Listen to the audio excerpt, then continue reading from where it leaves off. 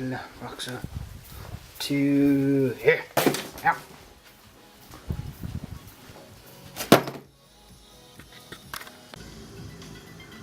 Today's message is brought to you by Fixxxer.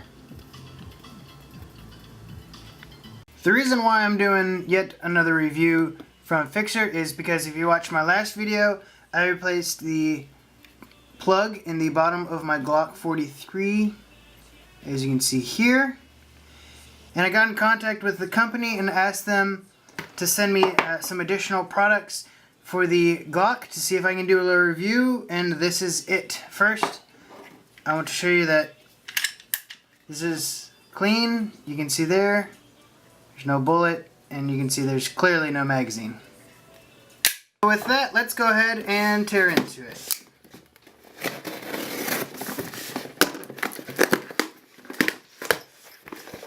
Alright. Okay, so we have a sweet little canvas bag. Awesome. Looks like a extended stainless steel lever lock. So that looks like for the slide takedowns. They're extended for easier controls. This is a grip extension. Okay, so that's going to go on the magazine. Yep, so that's going to go on the magazine. That's for the pinky at the bottom of the magazine. Okay, that looks good. We've got one here, Gunmatic, 25-pound rating. So if I'm not mistaken, I know exactly what this is. Okay. So what this is for is you can mount your firearm up to, say, your bed at night. You can just stick your gun and it locks right to it. So that way you can hold it wherever you want. Wow, that's pretty strong. Okay. So it's got a 25-pound rating. I'll have to figure out how to get that off now. Okay, so I can just slide it off. Okay, cool. So what I'm planning on doing with this is I'll probably mount this up to something and actually be able to use it. Maybe under my desk here, underneath this wood desk, so that I can conceal my weapon flat against the desk.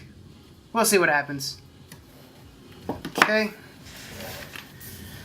So there's that. Alright, and one more thing. That's that. Stainless steel punch tool set. 4-piece. Okay. So what this is if you have ever built an AR-15, you have pins that you insert into the firearm to hold the slide lock button. You also have a few others. So what these do is you can put the roll pin inside of these, and then you hammer the back side of it to start the pin. You want to do that so you don't crimple the end of the pin. So these are perfect. Here in a few weeks to a few months, I plan on building a full AR, and I will definitely use these. Wow, these are really high quality. The knurling is really nice. And being stainless steel, sometimes you'll see a few machining marks on these, but these are pretty clean. So you do get 4 sizes. If I'm not mistaken, these are the 4 of the most common sizes that you'll need. I've used several other punches before, but those were all just regular old steel, and I set some out in my toolbox out in the garage and they started to rust. So thankfully for these being stainless, I know they're not going to rust.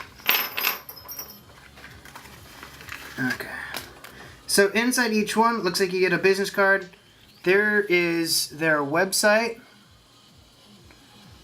Fixxxer.com, and everything here came with a sticker, so you can put that on your safe, on your filing cabinets, on pretty much whatever you want. Okay, so now this is the most interesting item. Okay, nicely tied. Okay, so this is the Men's Solid Cologne. It's gunpowder. Comes in a 18-gram metal tin. So I have to untie it. Okay.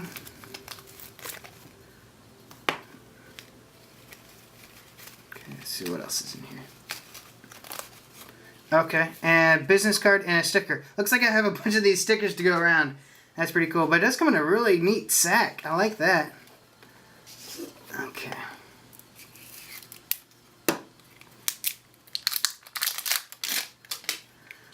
Okay, this is their gunpowder Men's Solid Cologne.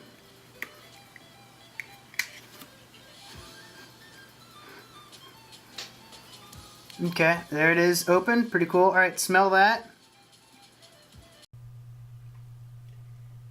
The first mod we're going to do is going to do the grip extension. Fairly simple. You just need a pair of, I chose channel locks and a rag. I don't have a vise. I plan to get one here shortly. However, I'll show you the easy way how to take off the factory one, which is flat, which is garbage. Definitely the pinky extension one will help. So you wrap the rag around it, you take your channel locks, and then you squeeze pretty good, and then you get some sort of poking device. I've got this little screwdriver. So you poke in the little button, and then you slide it off. I'll show you why you need the channel locks. That's going to take out the spring and everything. The reason why you need the channel locks is because it has these little indentions on each side, and those actually snap into the this base plate. So you need to squeeze that so you can slide it off. Now we're going to assemble it the exact opposite way that we took it apart. Make sure you have this little base plate on here. Now you're going to take the new one, and luckily enough, you don't need any tools. You just slide it on, and it should snap into place. And we're done. So let's look at these two. You can see the Glock one here is smooth. The new one from Fixxxer is, it's got a little texture on it. Cool thing about it is that texture actually matches the rest of the firearm. Cool. Now we're done with that. Let's move on to the next one. For this last one, it's the extended stainless steel lock lever. I've changed my setup a little bit here just because once I started looking into how to remove the factory one on the Glock and install the new one, I didn't have some tools that I actually needed. Let's go ahead and get that started. As usual, you get a sticker. Add that to my collection. So what you're going to do is you're going to break down your firearm as you normally would. Set the upper aside, and with just the lower, that's all you're going to need. So what I did find out that I needed was you can use a punch or a custom-made nail that has a really long, sharp, pointy piece. So I'm actually going to use the smallest screwdriver out of this little screwdriver set. And what you're going to do is your lock lever is the lever that allows you to take down the firearm. So inside of it there is a spring. What you're going to have to do is you're going to have to get your sharp, pointy, long object and get it into the spring and force it down so that you can pull this lever out to the side. Okay, so once you get it started, it should pop right on out. Okay, you do have to be aware the spring on the inside could potentially spring out if it's loaded. So when you take out the slide lock, I did just put my finger on top of it, just make sure nothing flies out. So the direction that it does come out is critical. You'll see there is a lip on it. That lip goes towards the back of the firearm, so do note that. So now I have my new one, which has that lip on it here. So let's compare the two. So there you can see they both stick out on both sides now, which is exactly what we wanted. Gives us a little bit more room for our fingers to fit in there. After tinkering with it some, I noticed that the lock lever wasn't fully seating into its position, it would hang down just a little bit, and that's not good. It should definitely seat all the way up to the very top. So what I noticed was the top little ring was wider on the stainless one compared to the Glock one. So what I did was I took my Dremel and a file, and I filed down each side of it, which I'm sure you'll probably have to tweak to what you get to be able to fit it. So it should fit up snugly on both sides, and it shouldn't wobble. It should just move right up and seat fully. So I guess a note to Fixxxer, you might want to check your process. I'm not sure if this is just something that I had. Not a huge issue for me since I was able to very simply fix it, but you might want to look into it some. Anyways, it's a pretty good fit. It sticks out pretty far. Now I'm just going to go ahead and reassemble it, do a function check. Okay, and now you can see it sticks out some. And look, so now that I have my extended controls, I've got my lock lever, I've got my slide lock button, I have my magazine release, and now that I have my extended magazine grip, my extended controls Glock is looking really cool. It also functions really well. The last time I took it to the range, I did use the lock lever, which that locks the slide back really easy. I can drop it down with one finger super easily. Dropping the magazine is no problem. I've practiced throughout the week just dropping out the magazine. No problems there. And now I have on both magazines, I have the extended magazine grip.